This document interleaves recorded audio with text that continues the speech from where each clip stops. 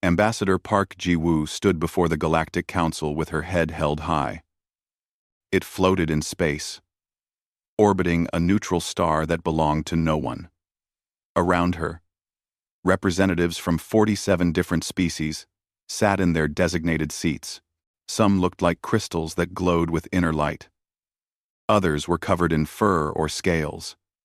A few floated in tanks filled with strange liquids. All of them were staring at her. Park Ji-woo had been Earth's ambassador for 5 years. She had worked hard to show the galaxy that humans were ready to join the council.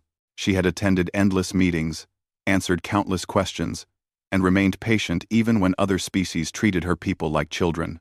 Behind her stood Captain Kim Min-jun, her oldest friend and military escort.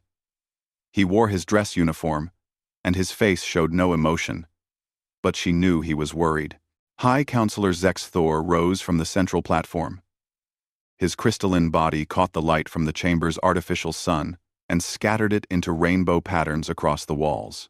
When he spoke, his voice echoed through translation devices that turned his crystalline chiming into words everyone could understand. Ambassador Park Ji-woo of Earth, Zex Thor began. For 50 standard cycles, the Council has observed your species. We have studied your history, watched your actions, and debated your application to join our civilization.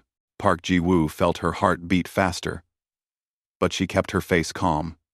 This was the moment humanity had been waiting for. 50 years since humans developed faster than light travel and reached out to the stars. 50 years of hoping to join the community of advanced species. We have reached our decision, Zex Thor continued. His next words fell like stones. Your application is denied.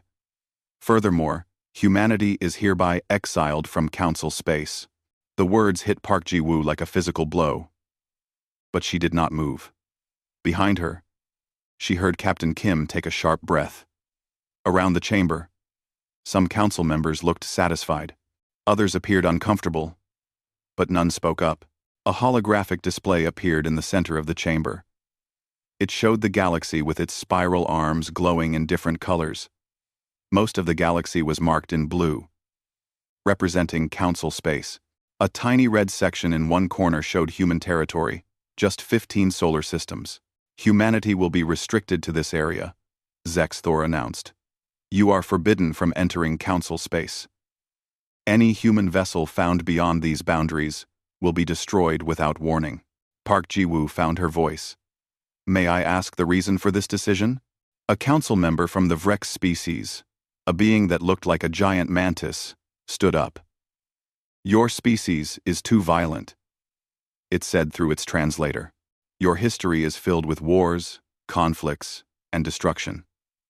You come from what we classify as a death world, a planet so dangerous that it shaped you into aggressive survivors.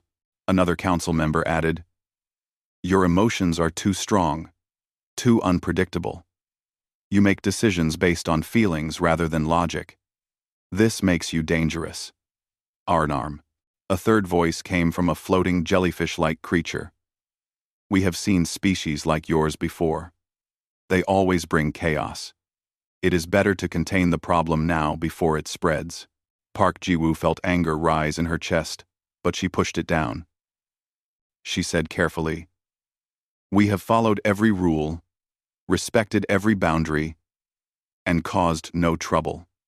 Does that count for nothing? Zex Thor's crystalline face was impossible to read.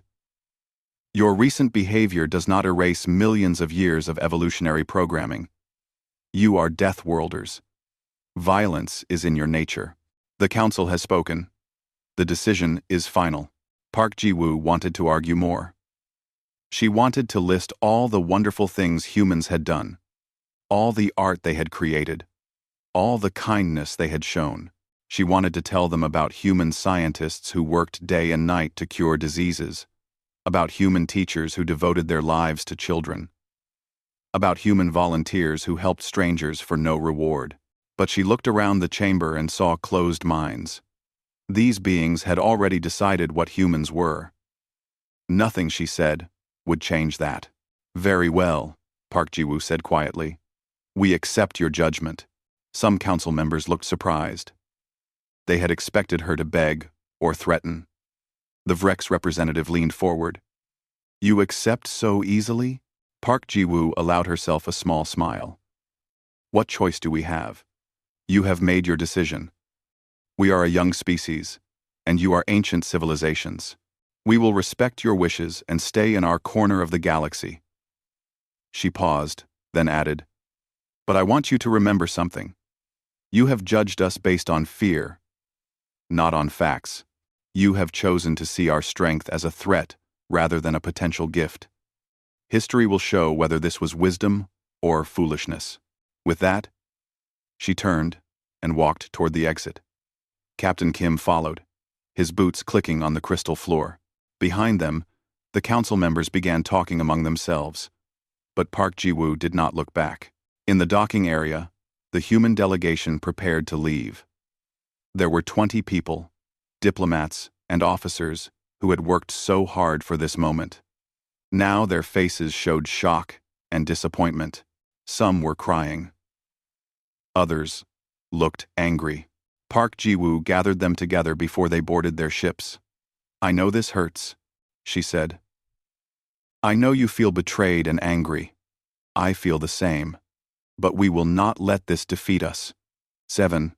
"They called us primitive," one young diplomat said, his voice shaking. "After everything we tried to show them, let them think that," Park Ji-woo replied. "They have given us 15 systems. That is more space than humanity knew existed a century ago.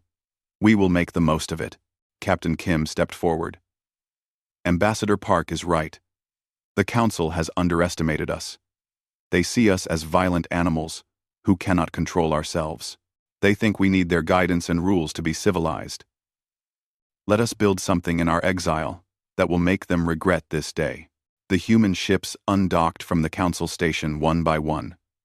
As they formed up for the journey home, Park Ji-woo stood on the bridge of her vessel and watched the massive station grow smaller. It represented everything humanity had hoped for: acceptance, friendship, a place among the stars. Now that dream was gone, but as she looked at the determined faces of her crew, Park Ji-woo felt something unexpected. It was not despair or defeat. It was determination, mixed with something else. Freedom, perhaps. The Council had rejected humanity, but they had also set them free from trying to please civilizations that would never accept them. "Set course for Earth," she ordered, "and send a message to all human colonies. Tell them what happened here today. Tell them we have been exiled." She paused, choosing her next words carefully. "And tell them that we will survive this. We always do." As the ships jumped to faster than light speed, leaving Council space behind, Park Ji-woo spoke one more time, quietly, to herself. "They have underestimated us before. They will do it again. And when they finally see what we become, it will be too late for regrets." The galaxy did not know it yet, but humanity had just been given the greatest gift possible. They had been left alone to grow in their own way, to build their own civilization without interference or limitations. The Council thought they had contained a problem. Instead, they had created something that would one day change everything. 200 years had passed since the exile. The galaxy had largely forgotten about humanity. And that was exactly what humans had hoped for.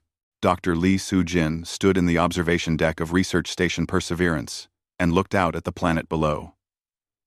It was a nightmare world by Council standards. The gravity was 50% higher than Earth normal. Radiation from the nearby neutron star bathed everything in deadly waves. The atmosphere was thin and filled with toxic compounds. No Council species would ever try to live here. They had marked it as uninhabitable and moved on. But humanity had learned something important during their exile. What other species called impossible, humans called a challenge. Below her, the colony of New Busan thrived. 30 million people lived under protective domes and in underground cities carved from solid rock. They mined rare elements that only formed under intense radiation. They studied physics in conditions that most species could only create in laboratories. Children were born here, grew up here, and called this deadly world home. Dr. Lee, we have the latest numbers from the expansion survey, said engineer Han Yejun, entering the observation deck with a datapad. He was young, only 30, but he had already designed 3 new types of habitat modules. You are not going to believe this. Quote, Lee Sujin smiled. She was 70 years old and had spent her entire career pushing the boundaries of human settlement. Try me. We have confirmed colonies on 212 systems, Han said, unable to hide his excitement. 17 more are under construction. The population across all human space is now estimated at 340 billion. Lee Sujin let that number sink in. When humanity was exiled, they had 15 systems and about 20 billion people.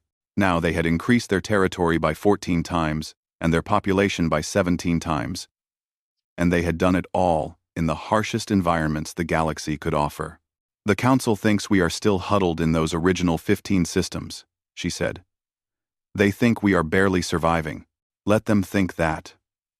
Han replied. Every world they rejected, we claimed. Every environment they said was too dangerous, we conquered. They built their civilization on easy worlds. We built ours on hard ones. That makes us stronger. Lee Sujin walked to her desk and pulled up a holographic map of human space. It was beautiful. Each star system glowed with a different color based on its classification. Red for high-gravity worlds, blue for radiation-heavy systems, green for ice planets, yellow for desert worlds, purple for worlds with hostile atmospheres. There were dozens of other colors, each representing a different type of extreme environment. The Council species would die on most of these worlds within days, she said, but we thrive on them. Han nodded. Because we come from Earth, the death world that made us death worlders. Exactly, Lee Sujin said. They exiled us because we were too adapted to a dangerous planet. They never realized that same adaptation would let us live anywhere. While they need perfect conditions, we just need a chance. The door opened again, and Admiral Choi Tae-hyun entered. He was a large man with gray hair and sharp eyes. He commanded the human defense fleet, which protected all of human space from pirates and natural disasters. Unlike the Council's military, which was mostly for show, the human fleet actually had regular work to do. Space was dangerous in the frontier regions, and humans had learned to handle danger well. Dr. Lee, Engineer Han, the Admiral greeted them. I came to inform you that we detected another Council scout ship near the boundary 2 days ago. Lee Sujin felt a moment of concern. Did they enter our space? Briefly, Admiral Choi said. They spent about 6 hours observing the colony on Threshold Station, then left. We monitored their communications. They reported back that humans are still primitive and disorganized, not a threat to Council interests. Han laughed. They looked at Threshold Station, the place we built as a basic outer colony. They did not see New Soul, or Harmony, or any of the major systems. Of course not, Admiral Choi said. Threshold Station is exactly what we want them to see. A small, simple colony that looks like we are barely holding on. Meanwhile, our real civilization grows deeper in exile space, where they never look. Lee Sujin felt a mix of emotions. Part of her wanted the Council to know the truth, to see how magnificently humanity had adapted and grown. But the wiser part of her knew that secrecy was their greatest protection.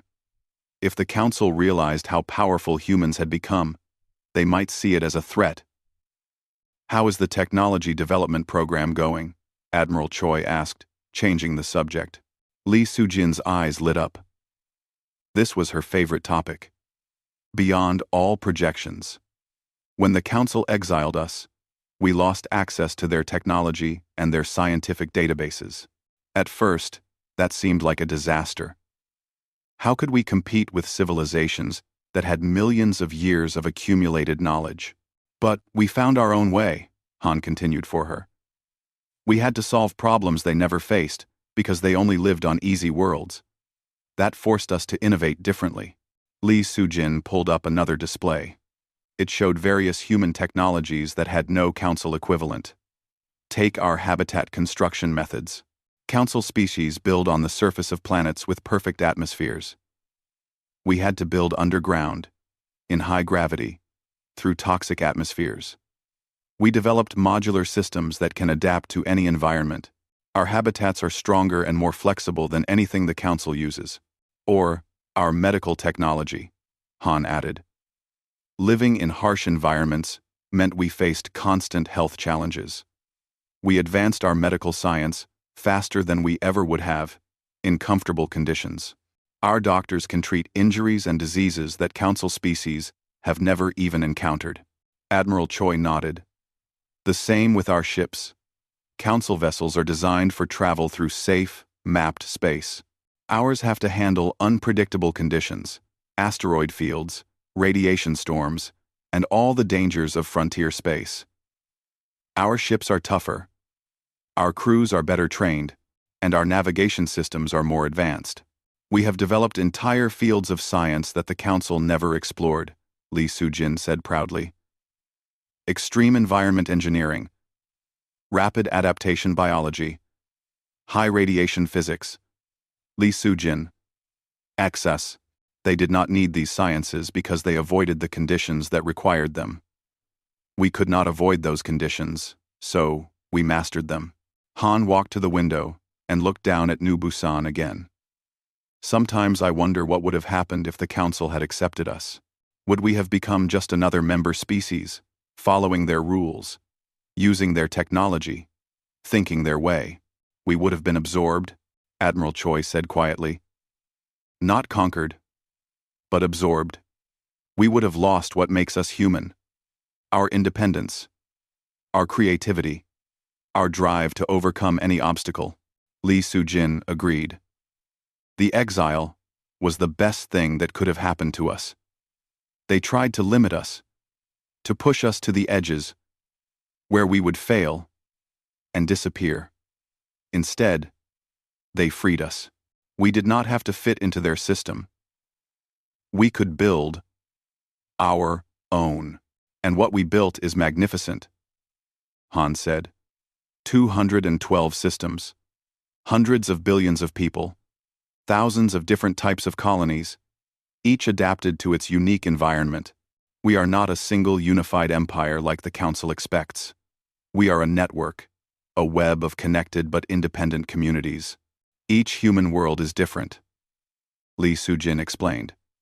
New Busan specializes in radiation physics. New Seoul is our cultural center. Harmony focuses on agriculture in extreme conditions.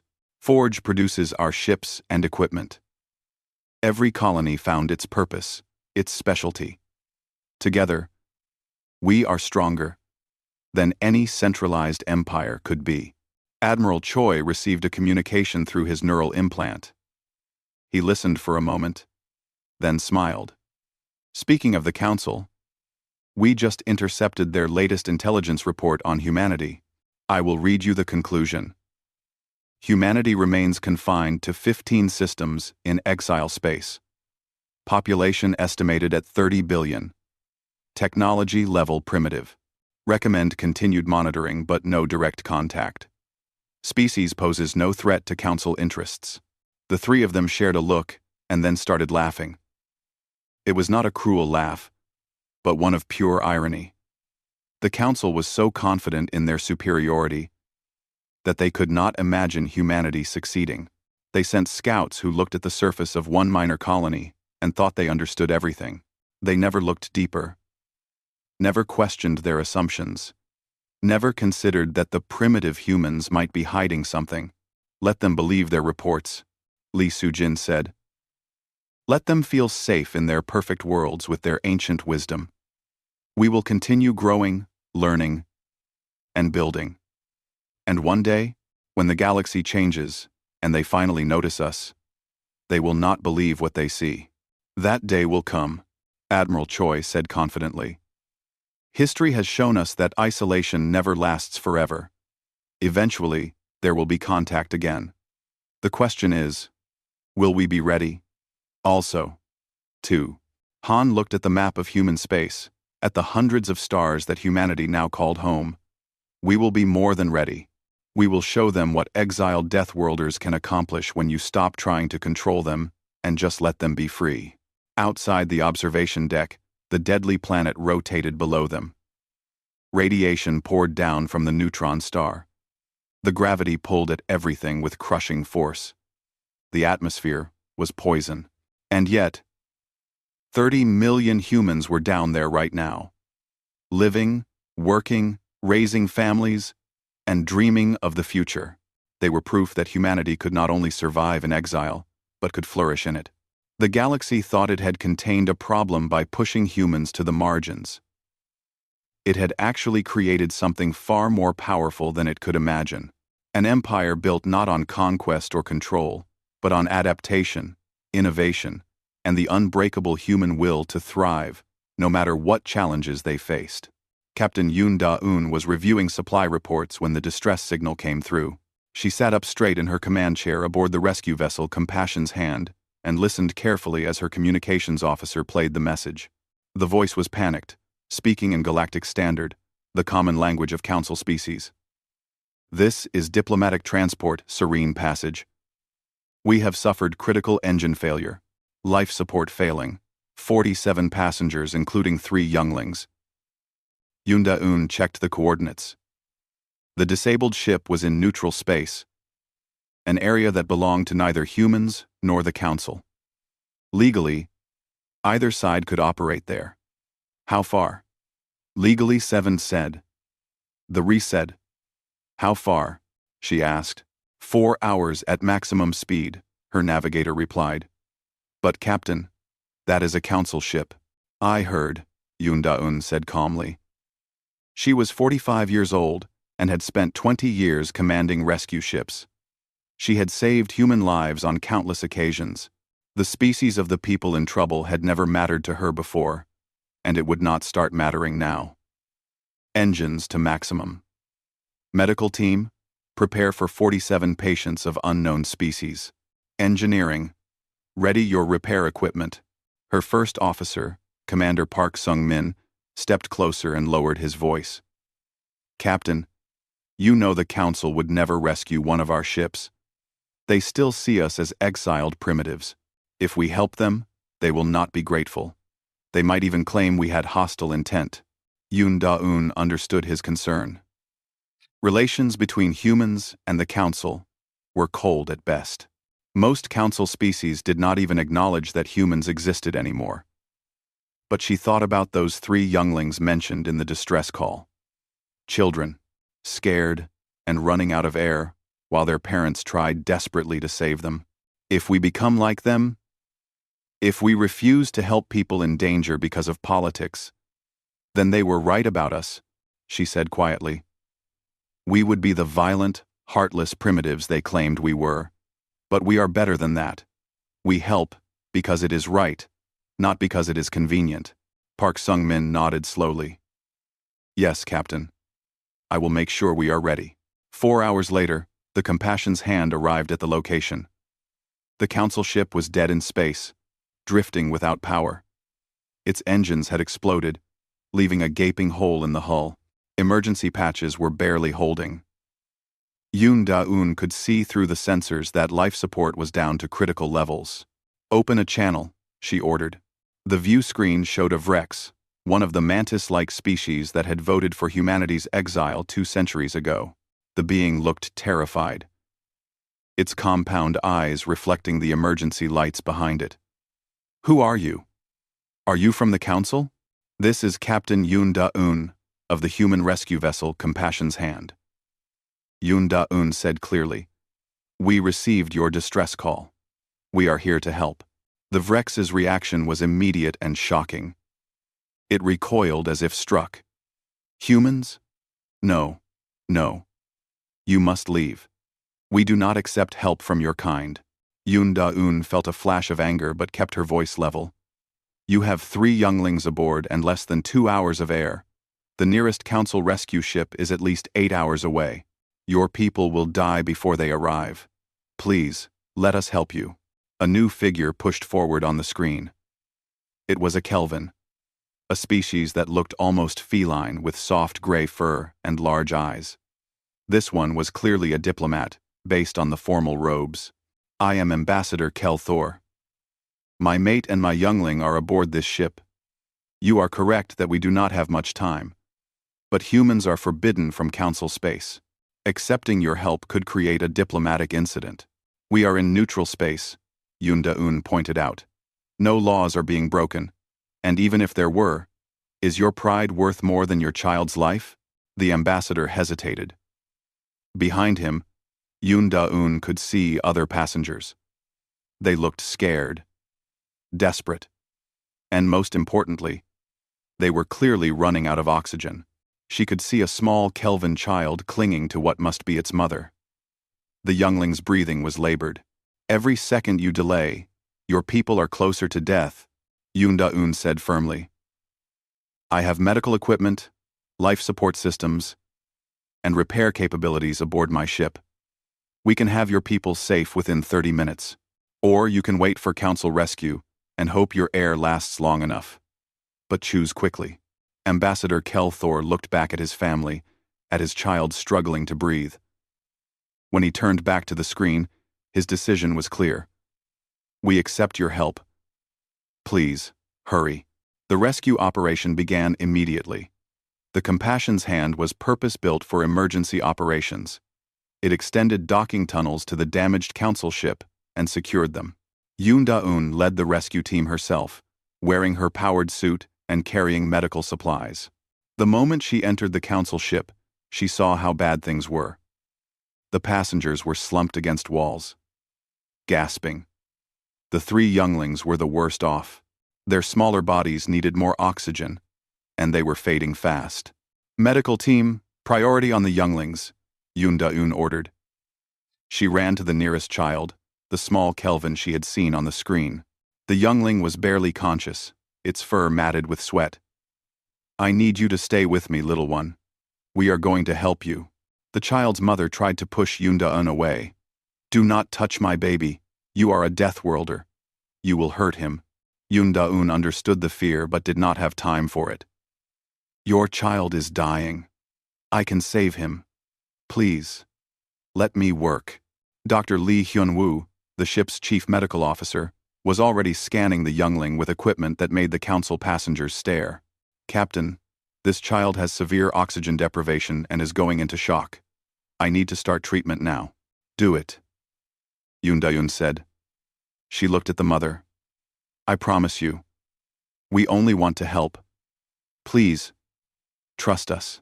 Something in Yoon Da-eun's voice must have convinced her, because the Kelvin mother stepped back, tears streaming down her face. Dr. Lee moved quickly, placing a human-designed oxygen mask over the child's face and injecting medication that stabilized its vital signs. Within minutes, the youngling's breathing improved. The same scene was repeated with the other 2 younglings. The rescue team worked efficiently, treating the most critical patients first, then moving to others. They brought portable life support units aboard the damaged ship and restored breathable air. They patched hull breaches with advanced sealant that hardened instantly. They stabilized the reactor to prevent further explosions. Ambassador Kel Thor watched everything with wide eyes. His youngling, whose name was Kelvin, was now breathing normally and even managing a weak smile. The ambassador approached Yoon Da-eun carefully. Your medical technology is very advanced. I have never seen some of these treatments before. Yoon Da-eun smiled tiredly. We have had to develop good emergency medicine. When you live in harsh environments far from help, you learn to handle medical crises quickly. But the equipment, the techniques, the ambassador continued. Our intelligence reports said human technology was primitive compared to Council standards. Your intelligence reports are wrong about many things, Yoon Da-eun said. She did not say it in an unkind way, just as a statement of fact. We have had 200 years to develop on our own. We focused on different priorities than the Council did: rescue, survival, adaptation. We became very good at those things. Over the next hour, the rescue team transported all the Council passengers to the Compassion's Hand. The human ship had plenty of room. It was designed to rescue people from multiple colony disasters at once, so 47 aliens fit easily. The human crew showed the passengers to comfortable quarters and provided food that was safe for their various species to eat. Little Kelvin, now fully recovered, stared at everything with wonder. He approached one of the human crew members, a young woman named Jung Minji who worked in engineering. "Are you really a Deathworlder?" he asked in his small voice. Jung Minji knelt down to his level and smiled. "That is what your people call us, yes. But we do not think of ourselves that way. We are just people, like you." "But you are supposed to be scary and violent," Kelvin said, confused. "The teachers at school say Deathworlders are dangerous. Do I seem dangerous to you?" Jung Minji asked gently. The child thought about it seriously, then shook his head. "No. You helped me when I could not breathe. You were nice. You smiled at me." "Exactly," Jung Minji said. "Maybe what your teachers told you is not completely true. Maybe Deathworlders can be nice too." This conversation was happening throughout the ship. The Council passengers, who had lived their entire lives believing humans were violent primitives, were seeing something completely different. They saw human technology that equaled or exceeded Council standards. They saw human crew members who worked together efficiently and kindly. They saw human doctors who treated alien patients with the same care they would show their own species. Everything they had been taught about humans was being challenged. Ambassador Kelthor stood on the observation deck with Captain Yoon Da-un, looking out at the stars. "I must apologize," he said quietly. "When we saw it was a human ship, my first instinct was fear. I was ready to refuse your help, even if it meant death. That shames me." "You were acting on what you were taught," Yoon Da-un said without judgment. "For 2 centuries, your people have believed we are monsters. It is hard to let go of such beliefs. But you came anyway," the ambassador continued. "You knew we would be afraid of you, maybe even hostile, and you still came to save us. Why?" Yoon Da-un thought about how to explain it. "Because that is who we are. Yes, we come from a death world. Yes, we are strong and resilient, and hard to kill. But those traits do not make us cruel. They make us survivors. And survivors understand better than anyone how precious life is. We value it, protect it, and celebrate it. That is the real lesson our harsh world taught us."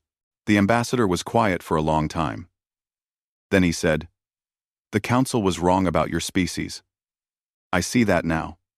And I think others need to see it too." 8 hours later, a Council rescue ship finally arrived. By then, the Compassion's Hand had fully repaired the Serene Passage. The passengers were healthy, rested, and ready to continue their journey. As they transferred back to their own ship, each one stopped to thank the human crew. Little Kelvin hugged Jung Minji before he left. He declared seriously, "And if they do not believe me, I will tell them you saved my life." As the Council ships departed, Commander Park stood beside Captain Yoon. Yoon Da-un watched the ships disappear into faster-than-light travel.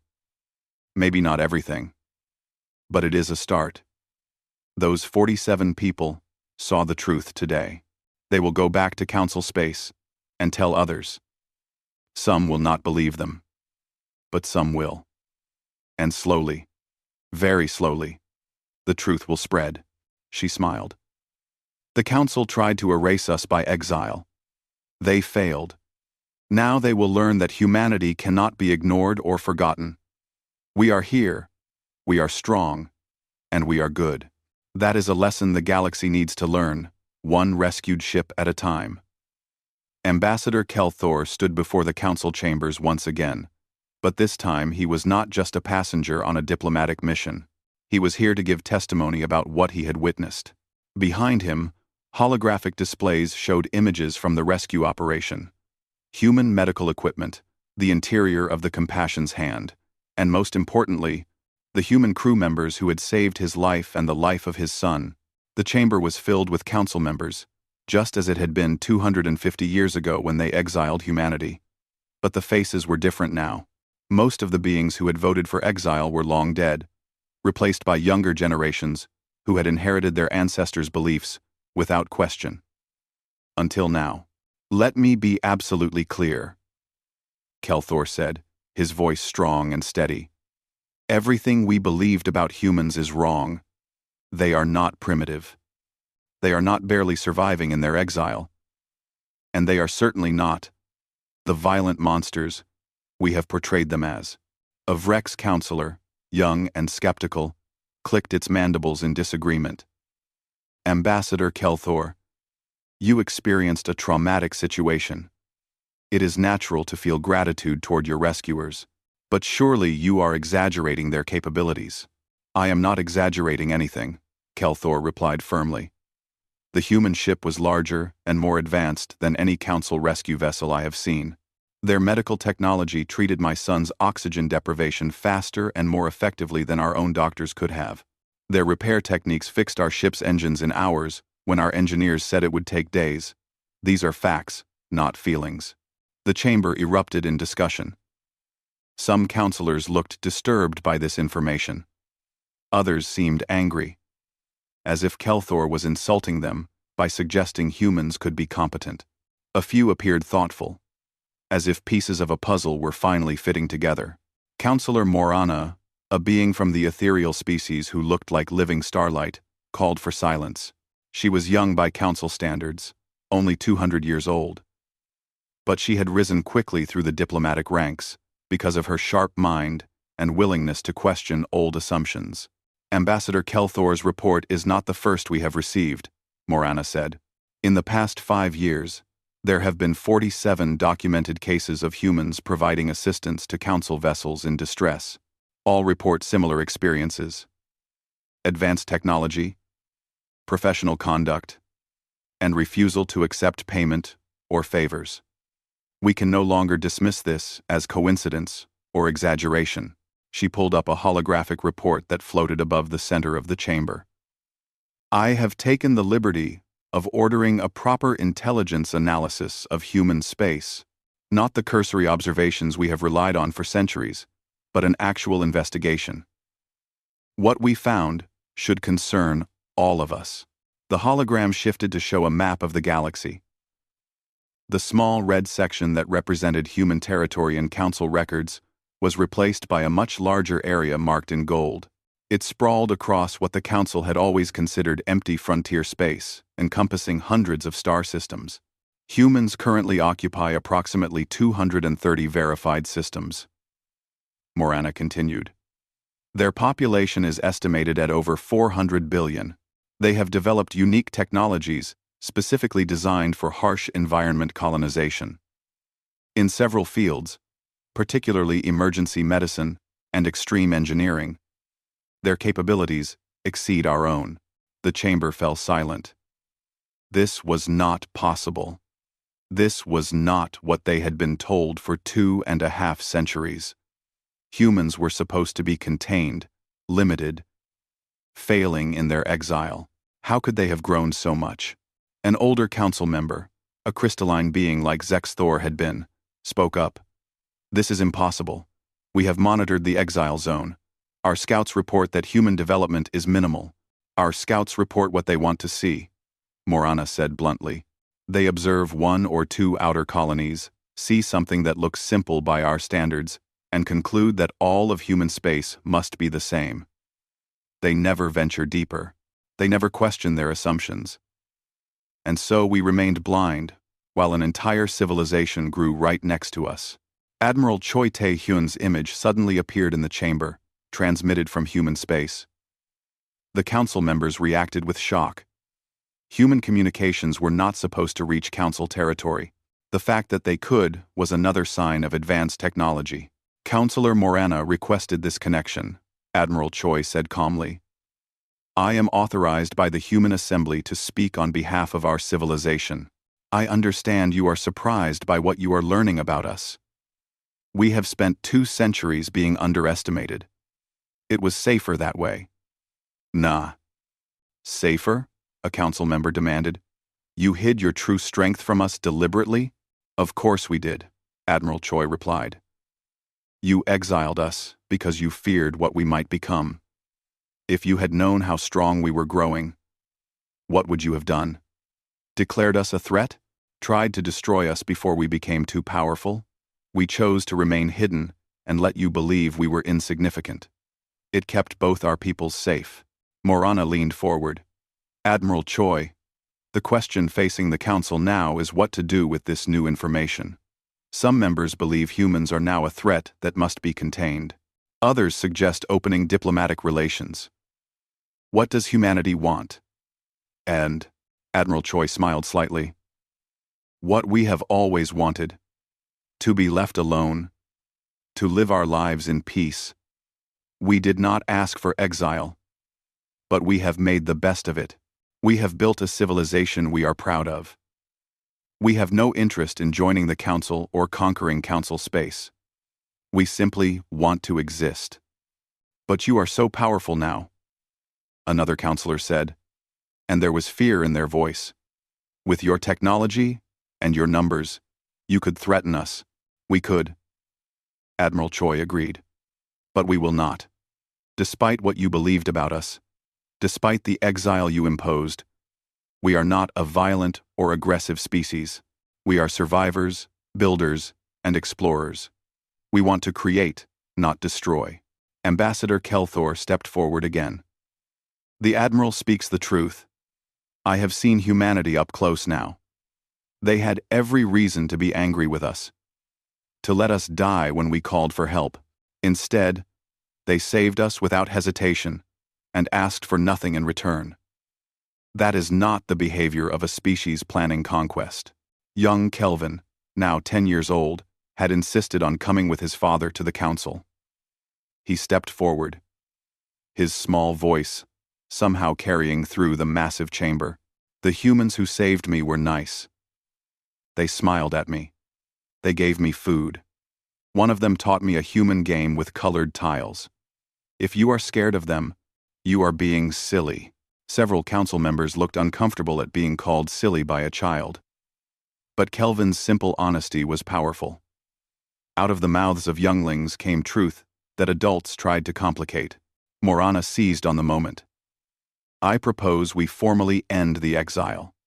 We acknowledge that humanity has proven themselves to be a peaceful, advanced civilization. We invite them to establish diplomatic relations with the Council as equals, not as supplicants begging to join our ranks. And if they refuse?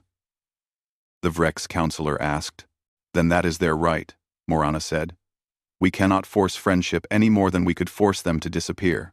But we can offer respect, open borders, and the chance to build a better relationship than the one we forced upon them. The debate continued for hours. Conservative council members argued that humans were still too dangerous, that their rapid growth proved how unpredictable they were. Progressive members countered that 2 centuries of peaceful development and countless rescue missions proved humanity's good intentions. Moderate voices suggested careful engagement with strict safeguards. Finally, after weeks of discussion, a vote was called. The motion to end the exile and offer diplomatic recognition passed by a narrow margin. Not everyone was happy with the decision, but the majority agreed that continuing to pretend humans did not exist was no longer feasible or wise. Morana was chosen to lead the Council's delegation to human space. It would be the first official contact in 250 years. As she prepared for the journey, Ambassador Kelthor came to speak with her privately. Do you think they will accept our offer? He asked. Morana was quiet for a moment. Honestly, I do not know. We exiled them. We called them primitive and dangerous. We tried to limit them to a corner of space where they would fail and be forgotten. And now, when they have succeeded beyond our wildest imagination, we come back and say, we were wrong. Let us be friends. If I were them, I might tell us to leave and never return. But you are still going? Yes, Morana said. Because even if they refuse, even if they reject everything we offer, they deserve to hear an apology. They deserve to know that not all council members support what was done to them. And they deserve the choice to decide what kind of relationship they want with us, if any. Ambassador Kelthor nodded. I am coming with you. My son wants to see his human friends again, and I want to see more of what they have built. I have a feeling that humanity's story is far more impressive than what little we have learned so far. Morana smiled. I have the same feeling. We thought we knew them. We thought we had judged them accurately. But in truth, we knew nothing. We saw a young species from a harsh world, and assumed they would be brutal and simple. We never imagined they would take their harsh world experiences and use them to become something beautiful, strong, and kind. She looked at the holographic map of human space, with its hundreds of stars glowing in the darkness. They did not just survive exile. They transcended it. They turned punishment into opportunity and limitation into freedom. That is not primitive.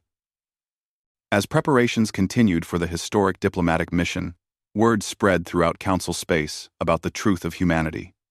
Some species refused to believe it. Others expressed fear. But many, especially younger generations who had never voted for the exile, felt shame for what had been done and hoped that it could be repaired. The galaxy was about to learn what 2.5 centuries of exile had created. Not a broken, defeated species clinging to survival, but a vast human civilization that had grown strong in the darkness beyond council borders. An empire built not on conquest or control, but on resilience, innovation, and the simple human determination to thrive, no matter what obstacles stood in their way. The question now was simple. Would the council and humanity find a way to coexist peacefully? Or would fear and old prejudices doom any chance of reconciliation? The answer would be revealed when Counselor Morana arrived in human space and finally saw, with her own eyes, what humanity had become. The diplomatic station hung in space exactly halfway between council territory and the heart of human space. It had been built jointly by both civilizations over the past 6 months, a symbol of cooperation and new beginnings. The station itself was a work of art, combining council's elegant aesthetic design with humanity's practical engineering. Crystal spires met reinforced habitats. Flowing architectural curves merged with modular efficiency. Ambassador Jung Hae-in stood in the observation deck and watched as council ships began arriving for the historic meeting. He was 60 years old, and his grandmother had been Park Ji-woo, the ambassador who had faced exile with such dignity 2.5 centuries ago. She had lived to be 130 thanks to human medical advances, and she had spent her final years helping to shape human policy toward the eventual moment when the council would return. She had always believed this day would come. They are nervous, said Admiral Choi Tae-hyun, standing beside him. The admiral was now 95, but still sharp and active. Another benefit of human longevity treatments. Their ships are holding formation perfectly, but I can see the hesitation. They do not know what to expect from us. Good, Jung Hae-in said quietly. For 250 years, we did not know what to expect from them. A little uncertainty will do them good. The council delegation was led by Councillor Morana, along with Ambassador Kelthor, his now adult son Kelmora, and representatives from 32 council species. As they entered the station and moved toward the main assembly hall, their reactions were carefully watched by human security. The council delegates could not hide their amazement. The station's technology was clearly advanced, blending the best of both civilizations. Environmental systems adapted perfectly to each species' needs. Translation technology was seamless and instant. The architecture itself seemed to breathe with life. Beautiful, yet functional. This is not what I expected, Morana admitted to Ambassador Kelthor as they walked. The intelligence report said human construction was purely utilitarian, focused only on function. The intelligence reports were wrong about many things, Kelthor replied. I have been telling you this, but seeing is believing. Young Kelmora, now a promising diplomat himself, looked around with wonder. I remember the compassion's hand from when I was little. This is even more impressive. Humans have clearly been holding back, showing us only what they wanted us to see. The main assembly hall was circular, with seating arranged so that no species was higher or lower than any other. At the center was a holographic display that could show information to everyone simultaneously. When the council delegation entered, they found the human delegation already waiting. There were 50 human representatives, chosen from across their 230 systems. They represented different colonies, different cultures that had developed during the exile, different approaches to life in harsh environments, but they all shared something: a quiet confidence and a complete lack of fear. Junghaein stepped forward. Councillor Morana, Ambassador Kelthor, honored delegates, welcome. We have prepared this station as neutral ground, where both our civilizations can speak as equals. Please be seated. As everyone took their places, a holographic image suddenly appeared above the center of the hall. It was Park Ji-woo, recorded shortly before her death, 5 years ago. She looked old but strong, her eyes still sharp. The council members gasped. They knew who she was. The ambassador they had exiled. Park Ji-woo's recorded voice filled the hall. To the Galactic Council, she began. When I stood before you 2.5 centuries ago, you judged my people unworthy. You called us violent, primitive, and dangerous. You exiled us to the edges of space, believing we would fail and fade away. You were wrong. The hologram shifted to show images of human colonies. Massive cities under protective domes on high-gravity worlds. Underground metropolises carved into radiation-soaked planets. Orbital habitats surrounding stars that council species avoided. Hundreds of worlds. Billions of people. All thriving. We did not just survive your exile, Park Ji-woo continued. We flourished in it. You tried to limit us, but you freed us. Free from your rules, free from your expectations, free from trying to fit into your vision of what civilization should be. We built our own vision instead. More images appeared. Human rescue ships, saving council vessels. Human doctors treating alien patients. Human engineers solving problems. Council science had declared impossible. Human children playing with alien younglings. Human artists creating beauty in the harshest environments imaginable. But here is what you need to understand, Park Ji-woo said, her voice gentle but firm. We are not angry. We are not seeking revenge. We are not here to punish you for your mistake. We are here to show you that you were wrong about us, and to offer you something you never offered us. Understanding and partnership. The hologram faded, and the hall was silent. Several council members looked ashamed. Others seemed confused. A few appeared relieved. Junghaein stood. My grandmother recorded that message because she wanted you to hear directly from the person you exiled. But now I speak for all of humanity, and our message is simple. We forgive you. Morana looked shocked. You forgive us? Just like that? Not just like that, Junghaein said. It took us 2 centuries to reach this point. There was anger at first, and hurt, and a deep sense of betrayal. But over time, we realized something important. You did not exile us out of cruelty. You exiled us out of fear. You saw something in us that frightened you. Something you did not understand. And fear makes people do foolish things. He walked to the holographic display and brought up the galaxy map. You exiled us because we come from Earth, a death world. You saw our evolutionary adaptation to danger and assumed it made us violent. But you missed the truth. Yes, Earth was harsh. Yes, our ancestors faced predators, diseases, natural disasters, and countless other threats. But do you know what that really taught us? The display shifted to show images of human history. Not wars and violence, but something else. Humans helping each other through disasters. Strangers pulling people from burning buildings.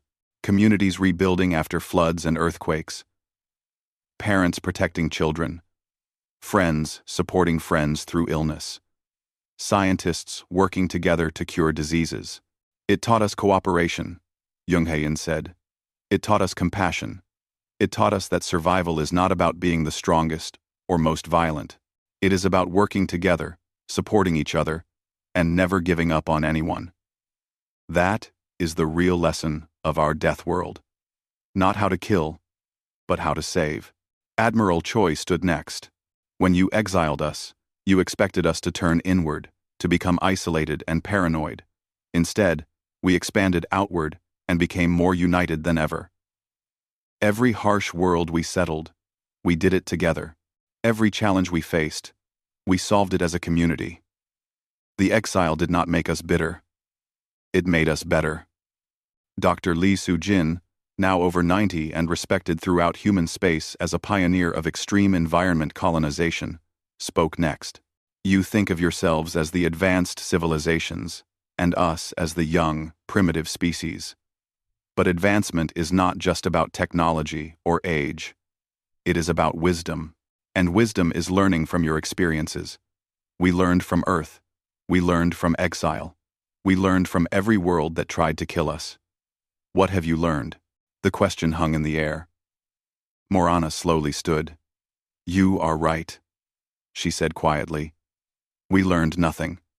We made a judgment 2.5 centuries ago, and never questioned it. We built our civilization on comfortable worlds, and never pushed ourselves.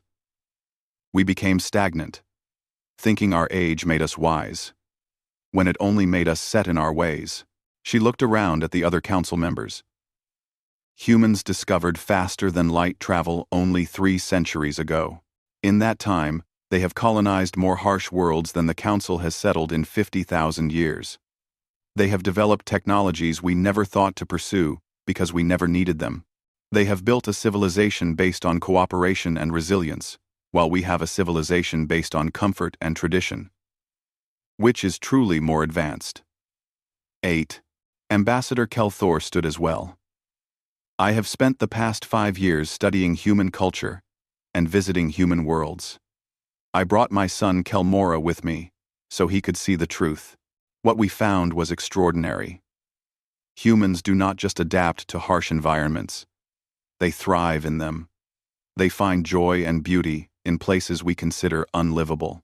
They have developed art, music, literature, and philosophy that rivals anything in council space. They are not primitive.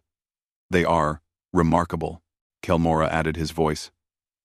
I am of the generation born after the exile.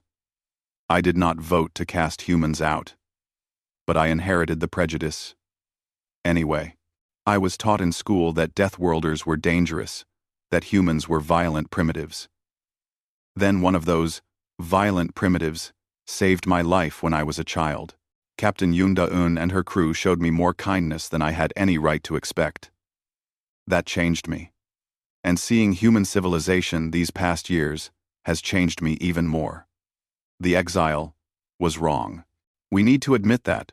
Jung-hae-in brought up a new image on the holographic display. It was a proposed treaty, with terms written clearly for everyone to read. This is what humanity offers. Open borders between our territories. Free trade and cultural exchange. Mutual defense against external threats. Sharing of scientific knowledge and technology. But, and this is important, we do not wish to join the Galactic Council. Several council members reacted with surprise. Morana frowned. You do not want membership? After fighting so hard for it centuries ago? We wanted it then because we were young and thought council membership was necessary for legitimacy, Jung-hae-in explained. But we have learned that legitimacy comes from within, not from others' approval. We have built something we are proud of. Something that works for us. The council system works for you, but it would not work for us.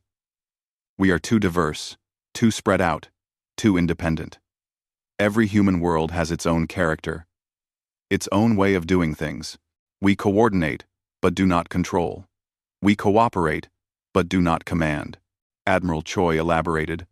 What we offer is partnership, not membership. We will be friends, allies, and trading partners with the Council. We will help when you need help, and we hope you will help us in return. But we will maintain our political independence. We will be neighbors, not subjects or superiors. Dr. Lee smiled. Think of it this way. The Council is like a large family living in one house, with rules that everyone follows. Humanity is like a collection of relatives who live in their own homes nearby. We visit. We support each other. We share meals and stories. But at the end of the day, we go back to our own homes, where we do things our own way. Both approaches are valid. Morana read through the treaty carefully. This is remarkably generous considering how we treated you. You are offering friendship, trade, and alliance, while asking for nothing but respect and independence. Why? You are strong enough to demand much more. Jung Hae-in smiled. Because demanding more would prove you were right about us. It would show that we are the violent, aggressive species you feared. But we are not. We do not measure strength by how much we can take from others. We measure it by how much we can give while remaining true to ourselves. He paused, then continued. You exiled us, thinking you were containing a threat. Instead, you gave us the greatest gift possible. Freedom. Freedom to grow in our own way, to develop our own culture, to build our own civilization without trying to fit into someone else's mold. We are grateful for that, even if you did not intend it as a gift.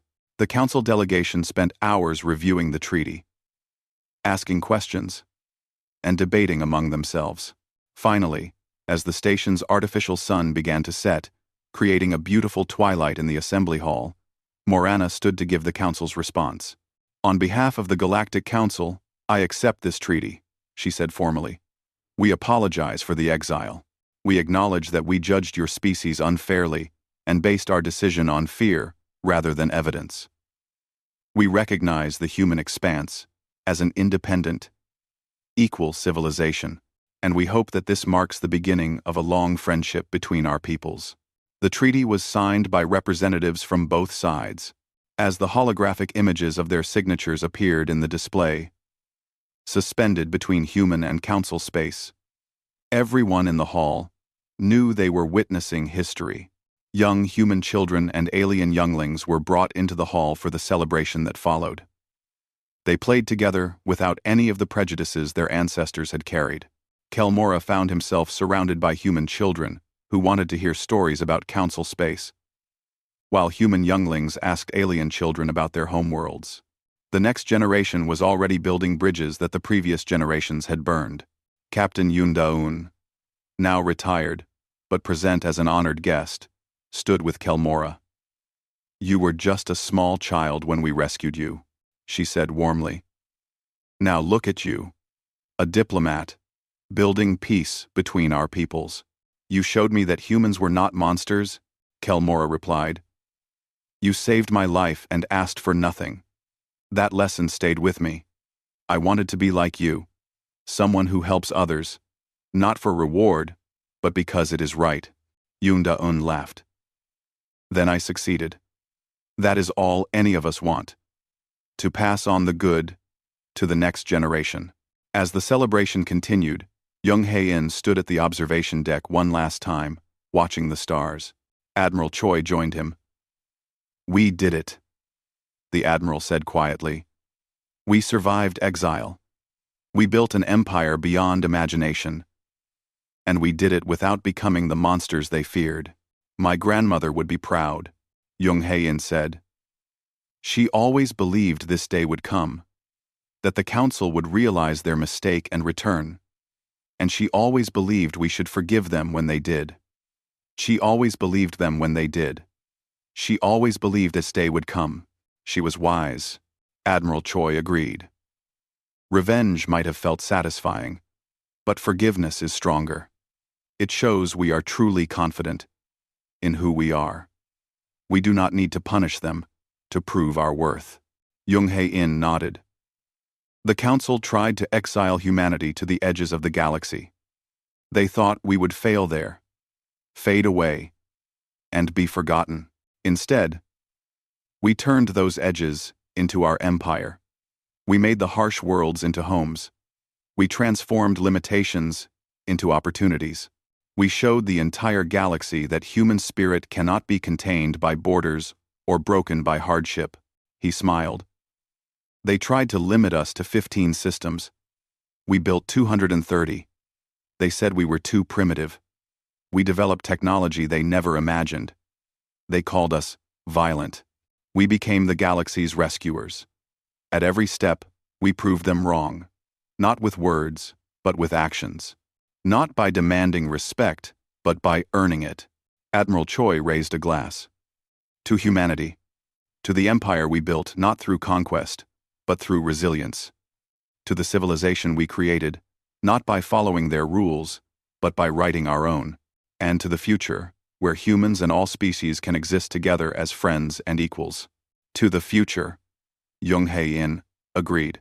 Below them, the station glowed with lights from both human and council sections, merged together into something new and beautiful. In the assembly hall, different species laughed and talked together, sharing stories and food, building friendships that would have been impossible just a few years ago. The exile had ended. The truth had spread. And humanity had shown the galaxy something it desperately needed to see. That being strong does not require being cruel. That independence does not require isolation. And that the greatest empires are not built on conquest and control, but on cooperation, compassion, and the unbreakable determination to thrive, no matter what challenges arise. The Council had exiled humanity, thinking they were protecting the galaxy from dangerous primitives. Instead, they had allowed something extraordinary to grow in the darkness beyond their borders. An empire beyond imagination. An empire of hope.